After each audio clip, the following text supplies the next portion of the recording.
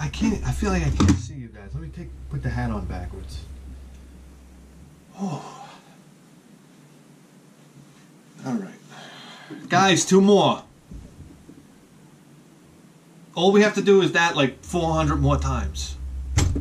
It's that easy.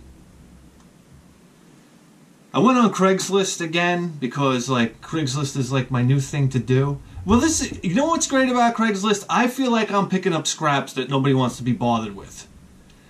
This guy had 2 Nintendo games for $10.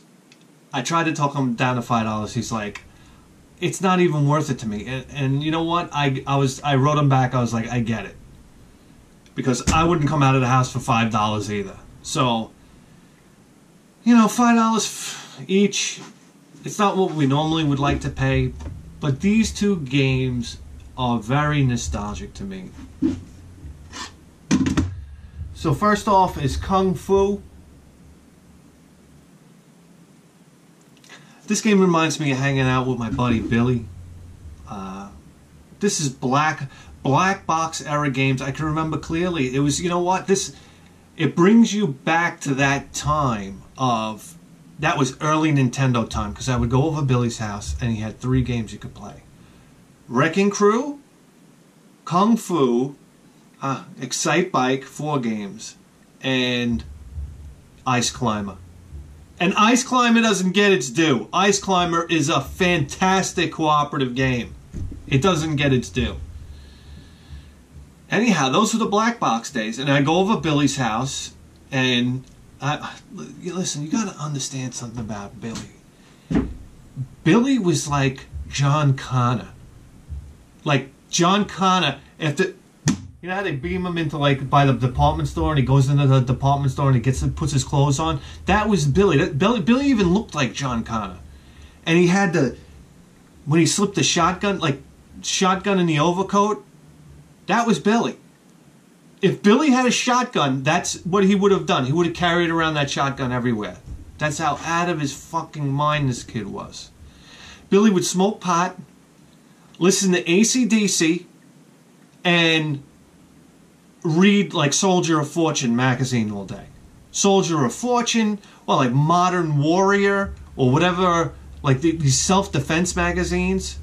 He would constantly be trying to do like these like almost like judo moves and stuff like that before that was even a thing to know how to do.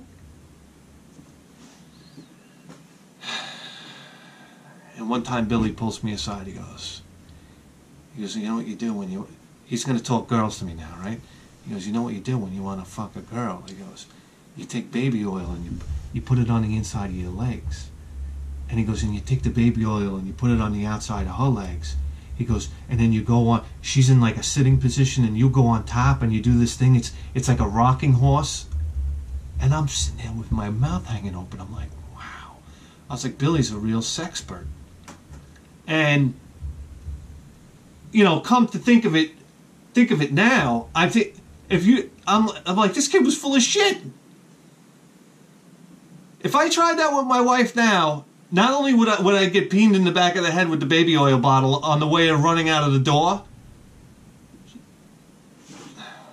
I don't know. If you tried that with a girl now, she'd go running, screaming out into the street for the cops. You'd start oiling the. She's like, "What are you doing? I'm going to do this thing. You know, I'm going to get in there like a rocking horse." And she'd be like a rocking, huh? All right. Well. Listen, so we used to play Kung Fu while Billy was drying out his pot over the stove. He put the pot, he'd make eggs, eat the eggs, then he'd use the same pan to dry out his pot on the stove.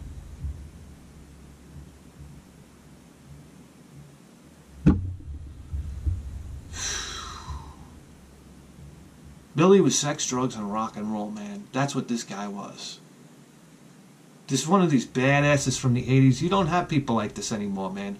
Listen, I grew up with some hairy dudes, man. Like serious guys that didn't take any shit. You could say something to Billy and he would just beat the holy shit out of you. Like, he was out of his mind nuts. I don't see people like that anymore. We're talking about long hair, leather jacket, metal shirt on, tight jeans, boots. I remember we used to go skitching. I never went skitching. I was too scared. I always heard the stories that you grab onto the exhaust pipe by accident, and your hand would melt to the exhaust pipe, and then the car would drag you down the road until you're dead. Those are the stories adults used to tell us, at least. So that was all I needed to hear. Everybody, we're going to skitching. I was like, all right, I'll be on the street corner watching you guys go down the block. Billy had special boots that he would wear. They were like cowboy boots. He would come out in cowboy boots and sweatpants when it was snowing outside. And he'd hitch himself to the back of like a school bus. And Billy would be doing like 40 miles an hour down the road on these fucking cowboy boots would be smoking when he come to a stop. Skitching, man. I always had this feel like the car was going to stop and you'd go flying underneath the car. Like, I don't know, man. Some kids were wild, man. I guess they still are today. I'm not around them, but that's it. We used to play Kung Fu. We'd pass the joystick back and forth, trying to get past the 3rd level. I could put Kung Fu in now and beat it in less than a half an hour. I'm almost convinced of myself. But back then, for some reason, you got to the 3rd level and it was like, oh my God, we got so far.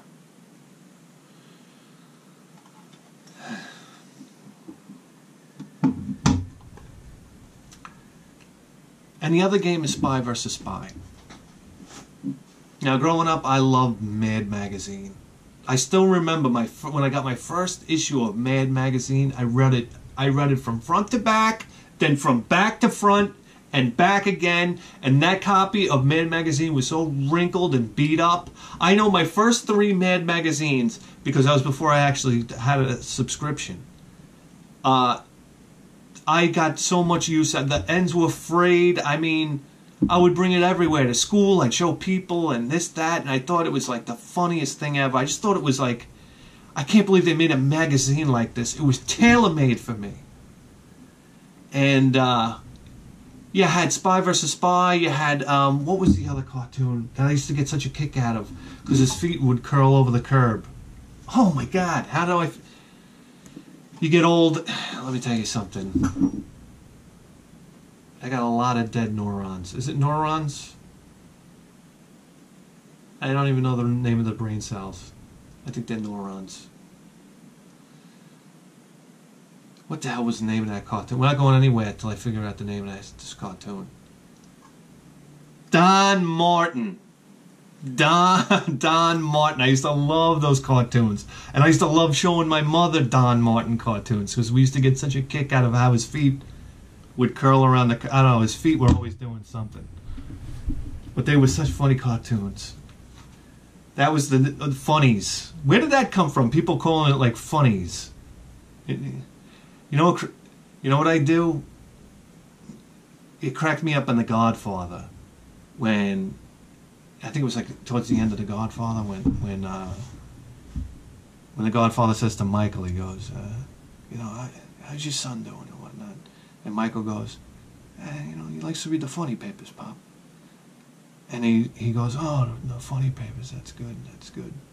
So now at work, anytime somebody asks me how my son's doing, I go, he likes to read the funny papers,